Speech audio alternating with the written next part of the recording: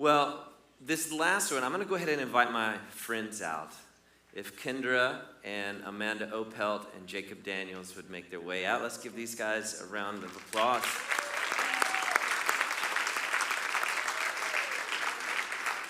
Nope. So I'll start with a quick background. There was a time in my life where I was afraid of family. I was afraid of the everyday. I was afraid of the mundane. I was afraid of a normal, regular job. I mean, I might still be a little bit afraid of that, but I was concerned that the ordinariness of life, I said this in my talk last night, but I was afraid that the ordinariness of life would diminish or hinder or threaten the artist in me. Has anybody else ever felt that? Like that tension between the ordinary and the archetype is the way I like to say it. But I've since learned after 20 plus years of marriage, 2 kids, I've owned businesses and done lots of things, that the rootedness of the ordinary life actually allows the artistry to fly and to soar. But that sounds really beautiful, but in the everyday, it's really hard and it's really messy. And we get it wrong a lot. And it sucks sometimes. But I wanted to hear just from my 3 friends up here, how art in the everyday, what has that tension been like for you? Jacob Daniels, you guys may have seen him several times. He's been around the Breath and the Clay for many years, but Jacob and his wife Melina own a business and a shop up in Boone, have kids, yeah, and also a professional working artist with your own gallery. And of course, you know Amanda, and you met Kendra last night. We're all doing these creative things, and we're all also doing a lot of family and a lot of ordinariness. So, Amanda, you have the mic. I'll start with you. What is this journey like for you? Yeah, well, it's hard. I mean, little promo. I'm doing a workshop on this very topic after lunch, and I was talking to my friend who's also a mom of young kids. I'm a mom of young kids. I got a 6-year-old and a 4-year-old. And I was like, how am I going to tell people to do this, the creative life and the personal life and the home life? And she was like, just tell them it's hard and then give them all a chance to take a nap during it, because that's what they all really want. But I think, you know, if you come to my workshop, if you read one of Kendra's books, like we live in a world that believes there are hacks. Like if something's hard, there's got to be a hack for it. And if you can just get the right schedule planner or read the right book or the right workshop or whatever, then you can create this creative flow, and this will no longer be difficult. If it feels difficult, you failed somehow. And there's just no hack for this season of life, whatever that is, whether it's caregiving young children or maybe an aging parent or a loved one with a disability or your own diagnosis, whatever it is that you're working on in the home front. There's no hack to make this easier. And I think kind of maybe the radical acceptance that you might not produce as much as you want to produce, but that doesn't mean that something's not happening here, that something's not happening internally for you, that in the long run, might be something really beautiful. I love this integration that we're doing about you are the artist, you are the work, and the work is happening here in this season, but it just, the output might not look quite like you want it to. It might look different during this season. That's good. I'll tell you a story. So I think that was awesome. Exactly right. And maybe a way that we can, I mentioned this last night, that when we feel that optimization, that like we got to make this count, we got to make it count, you get that happening, that contentment and being right here, seeing the good where you are right here, just, it's not a hack, but it does silence that a little bit. It's like just the counterbalance. And I had a moment last week. I was frustrated because I was doing yet another carpool run. I have 3 kids in 3 schools. I'm in my car all the time. And I was driving my son in high school and his friend to school. And they were just chatting about biology and whatever. And as we pulled up to the little side street where I let them out, Bill Withers' Lovely Day came on the radio, or Spotify really, and everybody in the car knew it, and so we were just all lovely day, lovely day. And the kids are getting their stuff out of the car as they're singing lovely day. I pull away, and in the rearview mirror, my son's friend Darby, she does a twirl in the road perfectly in time to the music that she can no longer hear. And I started weeping. And I went, this is what it is. It's noticing these beautiful moments in the ordinary. And guess what I did when I got home? I wrote. It was like, now that doesn't always happen. That's not proof that the moment counts. But those moments are so precious. Like, why is there so much small imagery in the Bible? Sparrows, seeds, daily bread. They're so small. So I think for me, my work is not how do I balance being creative and having a family. The work for me is how do I notice this thing, this small thing, that if I'm too stuck on the optimization piece, I'll miss it completely. Yeah. So. That's so good. Just a commentary on that. I think that was actually the bridge in my life that helped me, was transitioning from seeing the ordinariness here and the creative here, but to begin to see those little small miracles, those little small moments of wonder in the midst of the everyday. And that was a transition that helped me. But Jacob, what do you think? Being attentive to the season you're in is really important, and, because we wake up every day. Well, for me, it's like 5 days a week. You're waking up, you're making breakfast, you're making lunches, you're changing diapers, you're wiping butts every day without fail. Like that's something you got to do. And it's like then you take them to school and then you pick them up and you make dinner. It's like these are all these main core things that are good. There's stability moments for your kids, especially people with kids, right? There's stability moments. But I've found like it's the times in between those moments that you have to be attentive to allow, to not get caught up in just it being mundane, but see the adventure in those moments. And with your kids, seeing that adventure. And then once you allow yourself to see, like you said, then it's like your mind is awakened like a child. When you have children, it's like they're messy and they're crazy but they're themselves all the time. There's no pretense, and they teach you how to be yourself, And I just think it's just beautiful. It's like, and they were talking about enchantment, and I kept thinking about like the Hobbit when they're in their enchanted forest of Mirkwood trying to get to where they're going. And it's like Bilbo just looked up and he's like, oh, it's the trees, and they're all just walking in circles. And sometimes when you're a parent, you think it's like Groundhog Day every day. You do the same thing over and over and over and over again. And it's like you feel like you're in this dark enchantment of life, and this culture wants to kind of weigh you down, but you have to come up. It's like this conference, like coming here. It's like getting above those trees and seeing. It's like, okay, that's where I'm going. That's where I'm going. Like I can see, I can feel, like in that concert last night, you could just feel it, that breath to take. And do you mind if I read real quick that, because the Martin Shaw, when he talked about, because I think that was just so beautiful. I wrote it down. He said, one of the things you need to accommodate in your life now is a certain undignified lack of excitement. It's not that you can't roll out the wolfskin rug and howl one night a month, but you can't do it every night. You have to be a dad that's so regular with your kids. When it's time for them to leave, it's easy for them to leave because you're boring. They love you, but you're such a resolved figure for them because you're dad.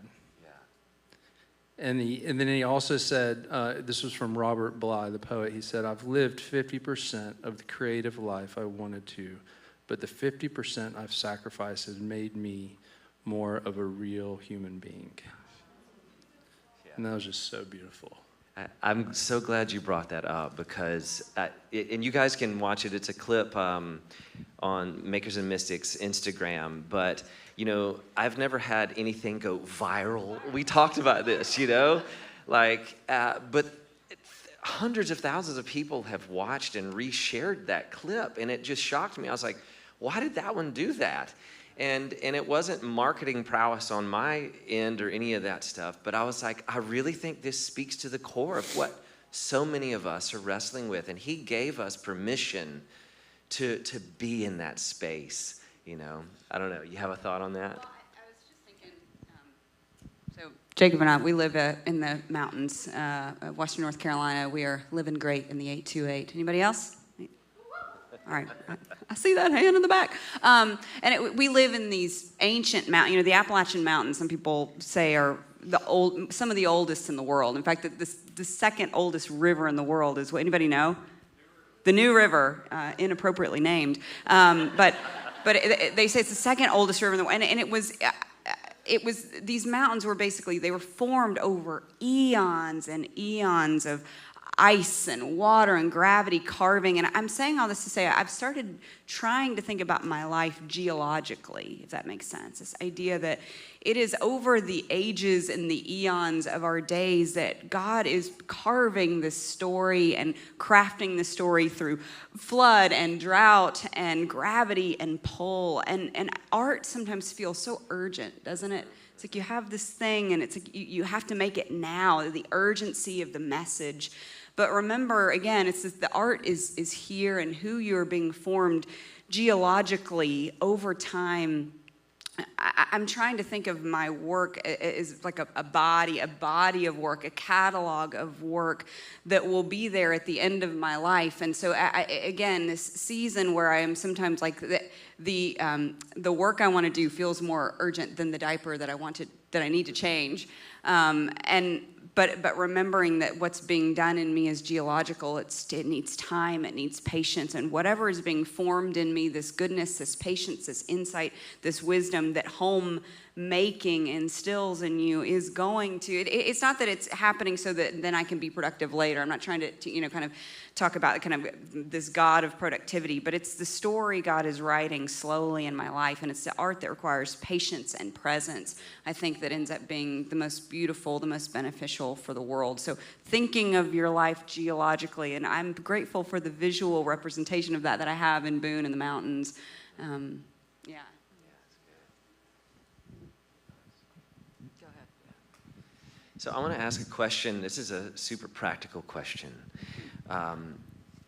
But how do you handle those moments when the muse has no consideration of the inconvenience of when it wants to drop? Anybody else experience that? There's a story, Tom Waits, one of my heroes. I love Tom Waits. And he talks about being in a car driving down I-5 or somewhere, and suddenly this melody and this lyric drops in his conscience. And he's driving at like 70 miles an hour, and he gets angry. And he says, "Can't you see that I'm driving?" It's like, look, if you want to be written, then come back later. I'm driving, But I think that we all experience that, and I think that's where the tension lies, is it's like when you're changing diapers or you're driving or you're at your business, and then the inspiration hits, and we know that feeling. We like, oh my gosh, if I don't capture this, then Jacob Daniels is gonna get this one, or it's gonna go next street over to Kendra's house. I gotta, How do you handle those moments? How do you steward the inspiration in the midst of being responsible? Asking for a friend. My practical answer is voice memos. Like legit, if it's because that happens all the time, and I'm in the kitchen and the kids are doing homework, and so I'll have an idea or a line or just something, and I'll just and then leave it. But the real answer for me, I will not answer for everyone. So if we are listening to the muse, I think the muse is different than the Holy Spirit. And the Holy Spirit is not like, it's not a treasure hunt here, where if you don't get it now, you're gonna miss it. It'll be there. That's good. And then the other thing I would say is, how many times have you been hit and you're chasing it, and what you end up with is very different from where it started. Right. There's not one way, y'all. Yeah. So this like scarcity of I've got to get it, or I'm going to lose it. Mm-hmm.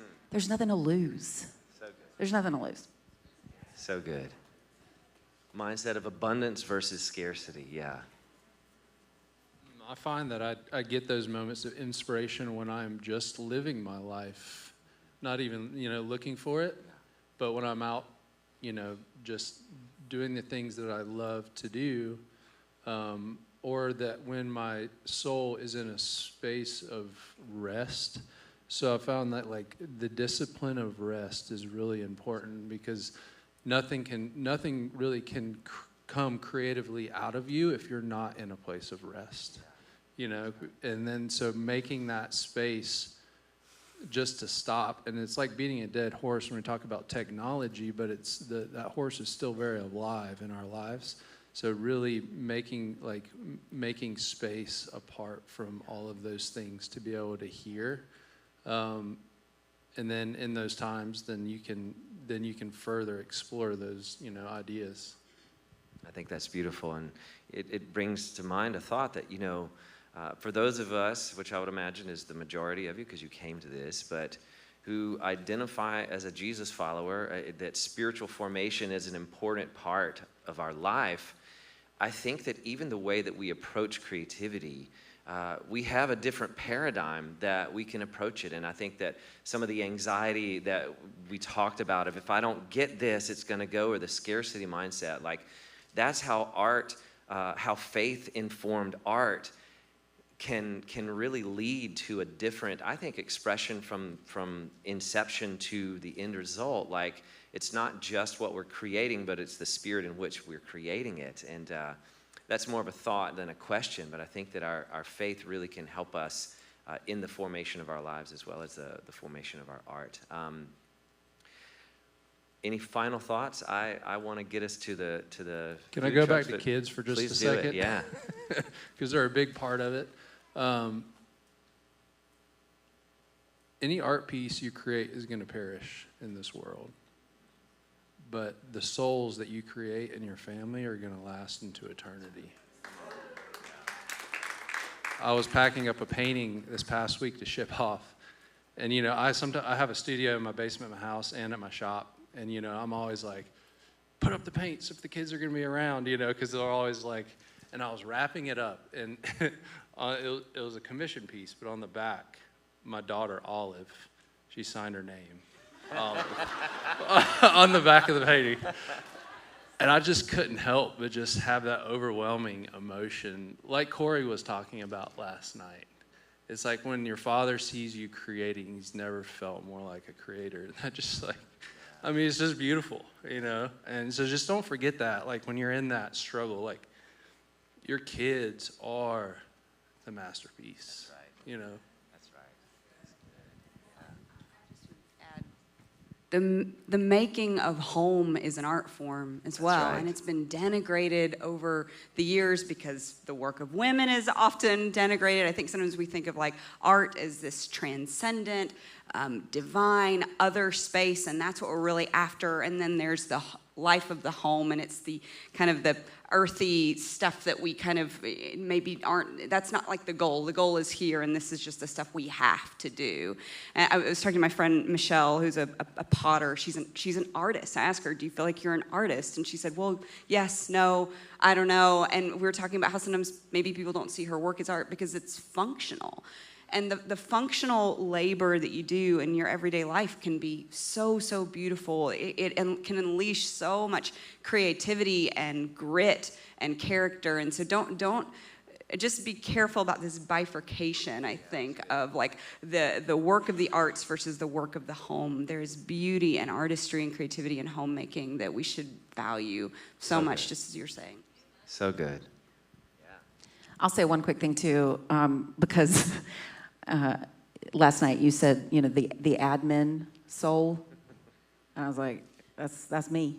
I'm bringing the admin to this room. And I want to say, as an Enneagram 1 who loves organization, that to put that down as well, to put order in whatever way makes sense in your season of life, whatever it looks like, because there's not one way, but to put order in places that matter does not make you stuffy. It doesn't make you stuck up. It doesn't mean that you have sold out. Like order, like God is a God of order. There's a lot of beautiful things that we see in Scripture and around us. And so I am such a champion for order. Yeah, so good. But I don't want us to downplay it just like as something you're not good at. That it is a skill that can be learned just like anything else. And when it is in balance, actually I don't even like that word, when it is with your creativity, I feel like more depth is available, because the things that are making you spin out because you're overwhelmed by things like laundry, because that's real, you actually have less time to do the things, and then you resent the laundry and the people who make the clothes dirty. So there is space for beautiful order if you do it with a compassionate heart. Wow, so good. I love that instead of balance, withness. That's a paradigm shift for me, you know, because I think the balance thing goes along with a lot of that optimization that you're talking about. It's like, I think the work-life balance myth. It's not real. Right. It's not real. Yeah, but I love the withness. That's beautiful.